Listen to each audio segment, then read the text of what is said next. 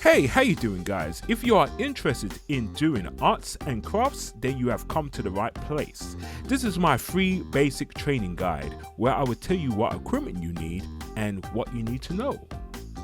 Yeah, so the basic training guide is going to be in 3 parts. So take notes and do your research first before buying any equipment. Get the right equipment that works for you. Get something that's going to last longer, and don't get anything secondhand. There will be some challenges that you will face, and I would recommend learning from someone who can show you how to do this.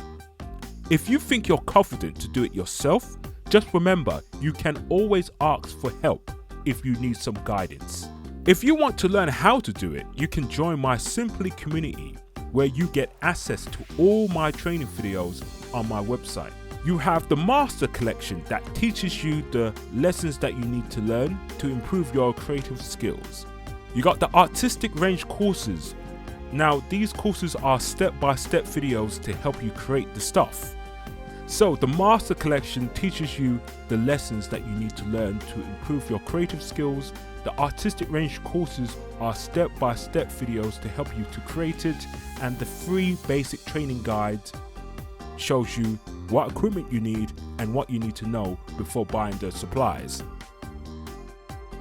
Toy making is not for everyone, and the equipment is quite expensive now, but it can be a great investment if you want to create your own art toys, art models, whatever you want to call it. It's good if you want to learn how to do it. So in this video, I will break down all the things that you need to know and what type of supplies that you need to get. An airbrush machine. You need one of these if you're going to paint your models. Obviously, once you get one of these, there will be some instructions that will tell you what you need to know about that. There's a switch at the back of the airbrush machine, but make sure that the switch is off before plugging it into the socket. It has a handle so you can carry it with you. So yes, you can adjust the air pressure meter to get the right pressure. So you have to pull the black switch up, then turn it. Then you can see this little arrow moving on the meter. I have it on 40 sometimes on 45, but you can adjust it the way you want it. But make sure that you have some space, or put it somewhere where it doesn't get paint on it. Or you can have something where you can shield the airbrush where it doesn't get paint on it. That's what I do if I don't have space. So you need a airbrush cleaner pot. You need one of these to wash all the paint out from your airbrush pen. So the cleaner pot is made out of glass, it's not plastic, so be careful where you carry the cleaner pot. So on the cleaner pot, there's a supporter that holds the pen, so you can clean it with water, or you can use a window cleaner to wash your paint pot and pen from the inside. Disposable plastic gloves. Yeah, get some plastic gloves that are affordable and have a stronger grip that doesn't tear easily. I prefer the black. The blue is okay if you want to not spend so much, but the black is great, but the blue is fine to use as well. You can get yourself a airbrush spray gun if you want to. You don't need to get this, but if you need to get this, then you can get if there's a high demand for art models, art toys, then I would use this. I would use this spray gun for doing the first coat of paint, and then yeah, everything else will be my normal airbrush machine that I would use. You know what? The funny thing is, I haven't had a chance to use it properly. But if I was going to use this, then I would only use it to speed up my art toy production or art models. Airbrush supplies, you definitely need some replacements and the things you need to clean up your airbrush pen. So yeah, you need airbrush supplies, you need supplies for your airbrush and the things you need to clean your airbrush pen. So yeah, you need to get yourself an airbrush pen, and I mean a good airbrush pen. The first one that I was using was okay, and then it had problems. Then the second one is my best one, my favorite one, wasn't working properly, and then I had to get a quick replacement to show you guys how to do this.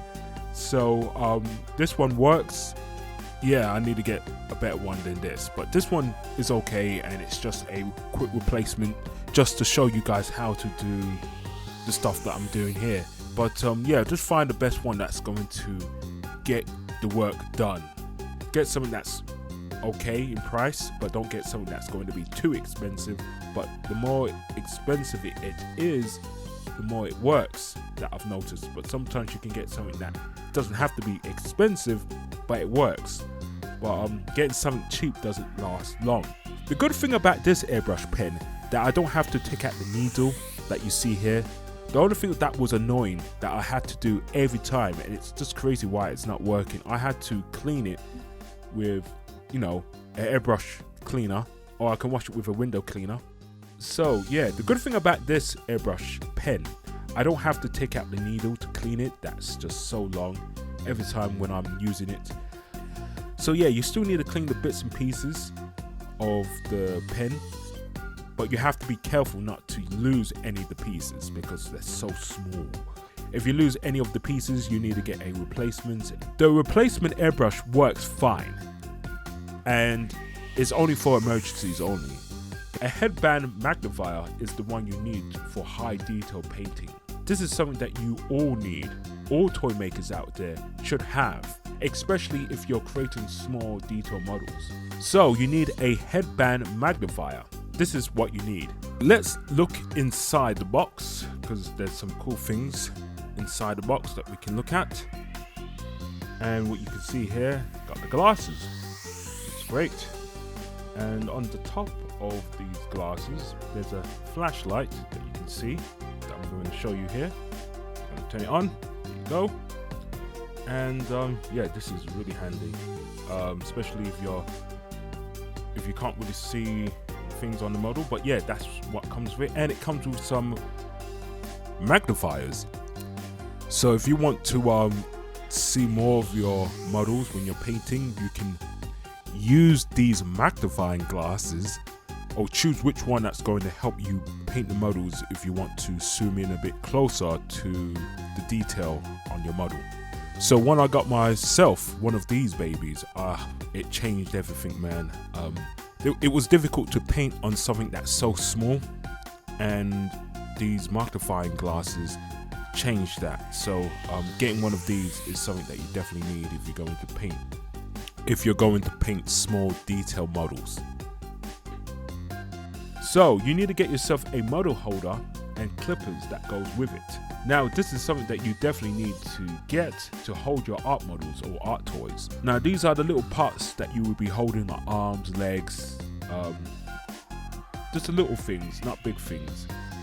And yes, this is what it looks like, and here are some examples of my head models just to show you what it looks like. So it's for stuff like this, for hands, legs, heads, depends if you have it in parts. You can leave it to dry, and you can hold it without getting fingerprints on your paintwork. It has this rubber black nips so that it doesn't mark up the paintwork. So yeah, make sure that the clips are grabbing on the model properly so that it doesn't drop on the floor. And you definitely need one of these, super glue gun, and you need glue sticks. And get the right glue stick size for your glue gun. My one that I use is 11 millimeters, and that's the size for the glue sticks for this gun. And I'm letting you know right now, be careful not to touch the nozzle when it gets hot. Wear thick gloves when you're using the super glue gun. I don't bother using the standard super glue gun for arts and crafts, you know, the one that supports 7 millimeters. It's good for small stuff and certain things you can glue together, but this is what you need to get. Yeah, the glue sticks for the standard glue gun is 7 millimeters, because I got loads of these glue sticks. But the one that you really need is the 11 millimeters glue sticks for this gun. Get the real deal super glue gun that will keep your models glued. Obviously, get yourself an apron, because you're going to get a lot of paint everywhere, and you will get some paint on your clothes. Wear clothes that you don't wear anymore, that you can use. So let me show you the paint supplies you need. Get yourself a set of acrylic paints, and you need to get a thinner to break down the paint. When using the airbrush pen, you need to break down the paint with thinner. When you use the airbrush pen, you need to break down the paint with thinner in the paint pot, so you can use it to airbrush your art models or art toys, whatever you want to call it. It's going to be really hard to paint your models if the paint is not breaking up. And also you need one of these, a surface primer. So you need a surface primer, and you need a thinner and some other stuff for the final touches on your models. So yes, this box set comes with paintbrushes, and it shows you the colors that are in the box set. Get yourself a good set of paint brushes, because it's going to be really helpful for your painting skills when you're using the magnifier glasses. And you need to get yourself a retarder that slows down the paint. So mix it with water, and you can use it to paint your models with it. A matte varnish is the final touch of the model that keeps the model looking the way it is. So I wouldn't recommend using sprays for final touches. For me personally, I wouldn't recommend using sprays for art models. It ruins the models, so I would recommend using an airbrush to make the models look the way they should look. So an airbrush is what you need to finish the models. You can use gloss or matte, but matte is the better option for me, but you can experiment and see what's going to work for you, for your art models. And also get yourself white spirit to clean your brushes. Definitely get yourself some white spirit. Get yourself some white tape to protect the surface of the models. So if you have one side that's painted, you don't want to get no paint on that, so you use this to protect that. Yeah, get yourself some cling film and get yourself some paint palettes to mix your colors. So yeah, this is the end of part 1. We are going to move to part 2. So I will see you, and if you have any questions that you want to ask, you can go to my Simply community, where all your questions will be there, and you have other people that can help you as well. So I'm going to end it here. Thank you for watching, and I will see you when I see you, like Ocean 11. Have a good day.